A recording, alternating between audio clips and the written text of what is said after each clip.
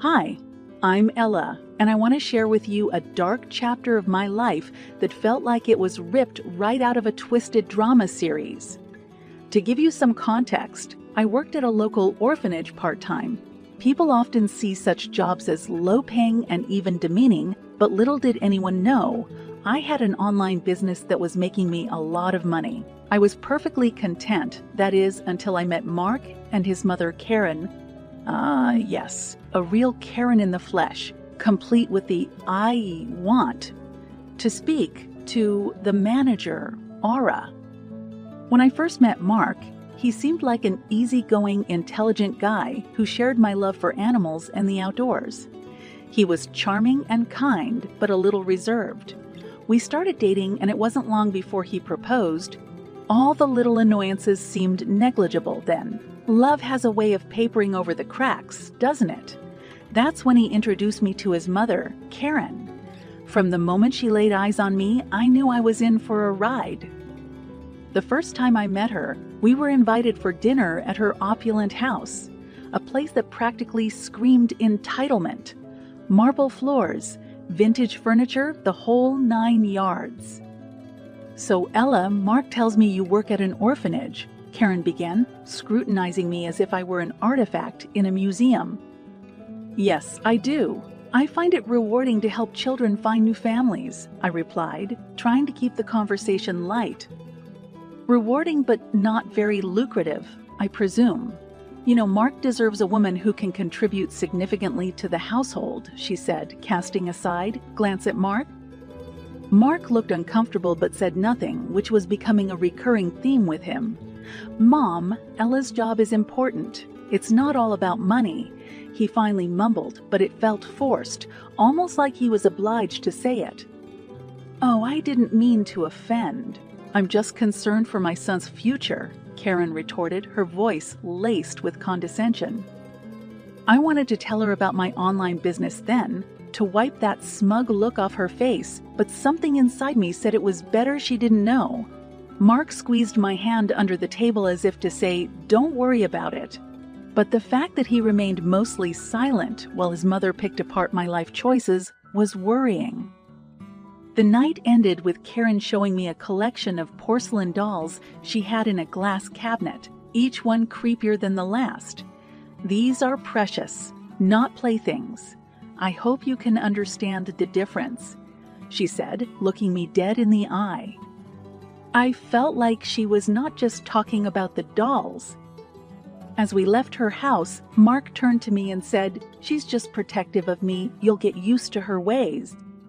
"Should I have to?" I asked, my voice tinged with disappointment and concern. Mark sighed. "Let's just focus on our wedding. Things will get better, you'll see." But they didn't get better. They got far worse. I look back at that dinner as a moment when I should have seen all the red flags for what they were. Instead, I convinced myself that love would conquer all, a fairy tale belief that would soon prove to be my undoing. The day had finally arrived, the one every little girl dreams of. My wedding day. The weather was perfect, not a cloud in the sky, and the sun was shining in a way that made everything seem magical. I should have been elated, but a cloud of apprehension had settled over me. I chalked it up to wedding jitters and tried to focus on the joyous occasion. After all, I was about to marry the man I loved. What could go wrong, right? We had rented a beautiful outdoor venue with a large marquee and an altar surrounded by flowers. It was the kind of setting that would make anyone believe in happy endings. My bridesmaids were buzzing around me, making sure every detail was perfect, from the way my veil sat on my head to the lay of the train of my dress. As I began my walk down the aisle, I caught sight of Karen perched in the front row with an expression that was hard to decipher. She looked me up and down as I walked by and whispered just loud enough for me to hear, "You really shouldn't wear white. It's a color meant for purity." A wave of humiliation washed over me. My eyes darted toward Mark, who stood by the altar looking almost distracted, a mere spectator to what was supposed to be the most significant day of our lives. He caught my eye for a brief moment but looked away, offering neither a smile nor a reassurance. That's when it hit me. Mark wouldn't stand up for me, not even on our wedding day. The ceremony was a blur. Vows were exchanged, rings were slipped onto fingers, and before I knew it, we were pronounced husband and wife. Mark kissed me, but it was perfunctory, lacking the warmth and love I had once felt from him. As we made our way to the reception area, I thought maybe, just maybe, we could put the awkwardness behind us and enjoy our day. But as we entered, Karen took the microphone for an impromptu speech. "I just wanted to say how happy we are to welcome Ella into our family," she began, her voice dripping with feigned enthusiasm. "We know she will strive to be the wife that Mark deserves." The underlying message wasn't lost on me, nor was it on some of the guests who exchanged awkward glances. Mark took the microphone next. "Thank you, everyone, for being here. Let's all just have a good time." And with that, he put the microphone down and walked away. Feeling abandoned, I took a seat at the head table, picking at my food. My friends tried to engage me in conversation, but my heart wasn't in it. Here I was, in the middle of what should have been the happiest day of my life, feeling utterly alone. The evening came to a close, and as the guests began to leave, I found myself standing next to Mark. Both of us seemingly lost for words. Finally, I broke the silence. "Is this how it's going to be?" Mark looked at me and said, "Let's not ruin our wedding day with negative thoughts, Ella." "But it's already ruined, don't you see?" I said, my voice breaking. "Your mother insulted me, and you just stood there. You didn't defend me, not once." Mark sighed. "She's my mom, Ella. What do you expect me to do?" "I expected you to stand up for your wife," I replied, as tears filled my eyes. "That's what I expected." We left the venue, each lost in our own thoughts, a newly married couple already teetering on the edge. But the worst was yet to come. If only I had known then that the love I thought we had was already poisoned, I might have spared myself the horror that awaited me. After the fiasco that was our wedding, Mark and I moved into my house. I had bought it a few years ago from the earnings of my online business, a fact still unknown to Mark and his intrusive mother. The place was cozy and filled with memories of a simpler time. A time before Karen's constant belittling and Mark's baffling indifference. For the first few days, it felt like we were playing house. Mark would leave for work in the morning and I'd head to the orphanage. We'd come back home, share a meal, and go to bed, avoiding conversations that veered too close to our lingering issues. Then the invasions began. It started subtly. Karen would drop by unannounced, usually while Mark was at work, under the pretext of just checking in. "So Ella, how's married life treating you?" she'd say, casually inspecting the contents of my living room as if it were a thrift store. "It's fine, thank you," I would reply, attempting to conceal my annoyance. "You know, Mark is used to a certain standard of living. I hope you're not dragging him down with you," she'd retort, her words acidic. And just like clockwork, Mark would come home and find nothing wrong with his mother's invasive visits. "She's just being a mother, Ella." What's so bad about that? What's bad is her blatant disrespect for me, Mark. It's my house too, you know, I'd snap back, finally losing my patience. Mark would shrug, offering no solution or consolation, and thus the cycle continued. The turning point came about a month into our marriage. Karen arrived at my house, her smile more strained than usual. This time she came bearing a gift, a set of teacups. "I thought these would look lovely in your home," she said, placing them on the table. They were beautiful indeed, but knowing Karen, the cups came with strings attached. I thanked her nevertheless, opting to keep the peace. Then she did something unexpected. She offered to make tea. As she fumbled around in my kitchen, I couldn't shake off the feeling that something was amiss. Karen being helpful was as rare as a solar eclipse, and I had learned to trust my instincts. She returned to the living room, carrying a tray with 2 cups of tea. "Here you go, dear. One for you and one for me." As she set the cups down and turned to fetch the milk from the kitchen, I noticed her slightly hesitating, glancing at Mark, who stood near the doorway. My suspicion turned into adrenaline. With my heart pounding, I quickly switched our cups. "We should toast to family," she said, raising her cup. "To family," I repeated, forcing a smile. As we took our first sips, I watched her closely. A couple of minutes later, her face turned red, and she began to choke.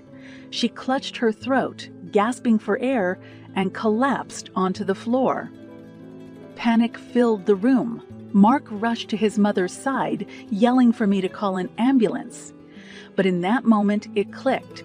I understood the gravity of what I had just escaped. The room spun as the realization hit me. These people, my husband and my mother-in-law, had just tried to poison me.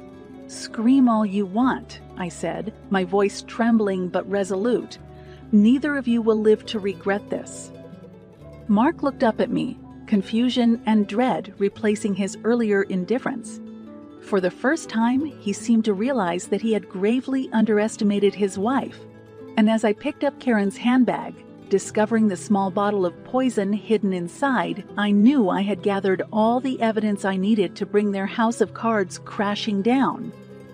This wasn't just a case of a meddling mother-in-law and a spineless husband anymore.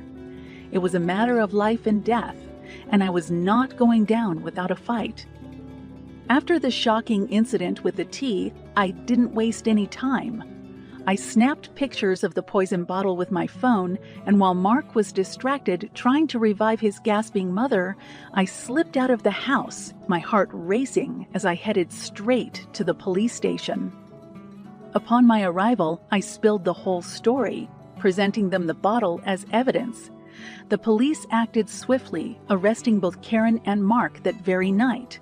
Mark was stunned, disoriented. His eyes met mine as they led him away in handcuffs, but he looked more confused than remorseful. In the days that followed, my life became a whirlwind of lawyer meetings, court appearances, and endless questions. I was mentally and emotionally drained, but there was no turning back. During the investigation, a search warrant was issued for our home. The police discovered a stash of arsenic in the garden shed, a place where Mark frequently tinkered around. It was all too overwhelming, realizing that the man I had planned to share my life with was willing to get rid of me, presumably for the financial gain he thought he'd have in my absence. Finally, the trial began. My lawyer was a stern woman with an excellent track record. She believed in my case and fought tooth and nail to bring Karen and Mark to justice. When I took the stand, I found myself locking eyes with Mark. Why? Was all I could mouth to him, hoping to find some shred of humanity, some semblance of the man I had once loved. His face was unreadable, but he broke the gaze first, looking down in what I assumed was shame or maybe the realization that he was trapped. "Do you recognize this?" my lawyer said, holding up the bottle of poison. "Yes, I found it in Karen's purse," I answered, trying to steady my voice. "And you have reason to believe both defendants plan to poison you?" "Yes," I replied, recounting the tea incident and the suspicious behavior leading up to it. Finally, the verdict was announced. Karen was sentenced to 6 years in prison for attempted poisoning. Mark got 4 years for complicity. I felt a mixture of relief and sorrow as they were led away. Relief because justice was served, and sorrow for the love that was irrevocably lost. After the trial, I filed for divorce. Mark didn't contest it. Perhaps it was his way of admitting guilt. The lawyers did their thing, and soon enough, I was back to being just Ella, no strings attached. "Are you going to sell the house?" a friend asked me after it was all over. No, I said firmly. That house is mine, bought from money I earned. I'm not letting anyone drive me away from my own home. So what's next for you, Ella? I looked out of the window, contemplating the future for the first time in months. It was uncertain, but it was mine to shape. I survived, I said softly, and now I want to live. Life after the trial was far from easy, but the ordeal had revealed to me my own strength, a strength I vowed never to underestimate again. The last straw had broken the camel's back, but it had also set me free. And as I sat alone in the house that was once the symbol of my marital dreams, I realized that the key to a new beginning was held within my own hands, waiting to unlock doors I had yet to even approach. The day was cloudy, casting a gloomy shadow over the house as Karen came waltzing in with her folk smile and the new set of teacups she'd brought as a gift. There was an air of tension, thick enough to cut with a knife. As she sauntered into my kitchen to make tea, my instincts screamed that something was not right. This was a woman who barely lifted a finger that didn't involve pointing it at someone else's faults. "Where's the sugar, dear?" Karen called from the kitchen. "Top shelf, next to the coffee maker," I responded, my voice tinged with suspicion.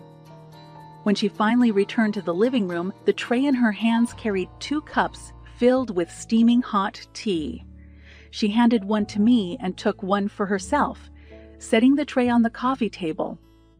"A toast," she proclaimed, raising her cup to family and the bonds that hold us together. "To family," I echoed. My eyes locked onto hers as I took a small sip. It tasted normal, but a nagging feeling told me otherwise. My eyes darted to Mark, who was standing awkwardly near the kitchen doorway, observing the whole scene unfold. The silent communication, or perhaps collusion between mother and son, did not escape me. A few sips in, I noticed her face change color. Her eyes widened as she clutched her throat, gasping for air. It took only moments for her to collapse onto the floor. Chaos erupted. Mark screamed, "Mom, what's happening?" Ignoring him, I jumped up and ran to the table, snatching Karen's purse and rummaging through it. My fingers closed around a small bottle, almost hidden beneath her makeup kit and wallet. "I knew it," I muttered, my heart pounding in my chest. Mark looked at me, finally grasping the magnitude of what had just happened. "Finding evidence," I snapped. "Your mother just tried to poison me, and you were part of it." His eyes widened. "That's absurd." "Is it?" I retorted, holding up the bottle for him to see. "This was in her purse, Mark. She choked on her own vile plan." Mark's face paled, realizing the depth of the hole he had dug for himself. "You both underestimated me," I said, looking down at Karen, who was now being attended to by paramedics. They had arrived quickly after a frantic 911 call by Mark. And now you're going to pay for it. I grabbed my phone, snapped photos of the bottle, and forwarded them to my email as a backup. Then I picked up my car keys, took one last look at the life I was leaving behind, and headed straight for the police station. As I drove, my hands trembled on the steering wheel, and a wave of emotions washed over me. Anger, betrayal, but mostly relief. I had dodged a bullet, quite literally. That cup of tea could have been the end of me. It was my wake-up call, a glaring sign that screamed it was high time to cut the dead weight from my life. I had survived their twisted game, and I had every intention of making sure they faced the consequences of their actions. My next stop was the police station, and after that, the court of law. The tea incident was not just an end. It was a new beginning, an opportunity to reclaim the life that was almost stolen from me. The courtroom was abuzz with murmurs as I took my seat. Across the aisle, I could see Karen and Mark, both looking significantly worse for wear. Their eyes were heavy, weighed down by the gravity of what they'd done and the subsequent weeks in custody. The trial had attracted considerable attention. After all, a tale of a mother and son trying to poison the new wife was the kind of drama that could easily grab headlines. Reporters filled the gallery, their pens poised and cameras ready. The judge entered, and everyone rose. "Be seated," he commanded, and the trial was underway. The prosecutor began laying out the case against Karen and Mark, their eyes often meeting mine as they described the nefarious plan that had been thwarted. The bottle of poison was presented, along with the transcripts of my initial statement to the police and subsequent testimonies. Then it was my turn to take the stand. "Do you swear to tell the truth, the whole truth, and nothing but the truth, so help you God?" the bailiff asked. "I do," I replied, locking eyes with the prosecutor as I took my seat. "Ella, could you please recount the events that led you to believe your life was in danger?" she began. I went through the story, detailing each moment that had led up to the tea incident. When I finished, the prosecutor turned to the jury. "Ladies and gentlemen, this is not just a case of a fractured family, but one of a premeditated, malicious attempt to end a life. I urge you to consider the evidence presented and deliver justice." The defense lawyers for Karen and Mark did their best to muddy the waters, suggesting that I had misunderstood the situation. Yet when faced with the undeniable evidence, the bottle of poison, the traces of arsenic found in the tea. After what seemed like an eternity, the jury returned. The foreperson cleared her throat. In the case against Karen, we find the defendant guilty of attempted murder. In the case against Mark, we find the defendant guilty of complicity in attempted murder. A collective gasp filled the courtroom. Karen's face twisted into a mask of disbelief, while Mark lowered his head, defeated. The judge donned his reading glasses. "Karen, for the charge of attempted murder, you are hereby sentenced to 6 years in federal prison. Mark, for your complicity in this heinous act, you are sentenced to 4 years in federal prison." I felt a shudder of relief wash over me. Justice had been served. As they led Karen and Mark away, I caught my ex-husband's eye one last time. There was no emotion left to exchange, no words that could mend the shattered reality of what our life had become. "Ella," my lawyer said as we left the courtroom, "it's over. You're free now. What will you do?" "I don't know," I replied, "but whatever it is, it'll be on my terms." And that's exactly what I did. I devoted myself to my work at the orphanage, expanded my online business, and even started a support group for victims of familial abuse. As I moved forward, the chains of my past loosened, falling away to reveal a future that was mine and mine alone to shape.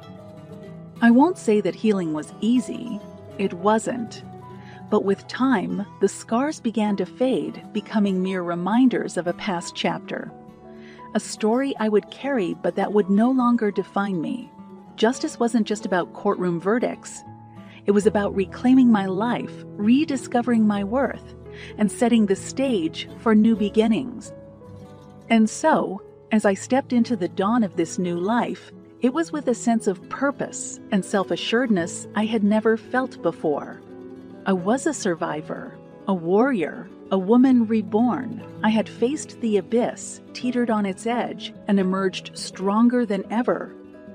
In the end, justice wasn't merely served, it was earned, every grueling step of the way,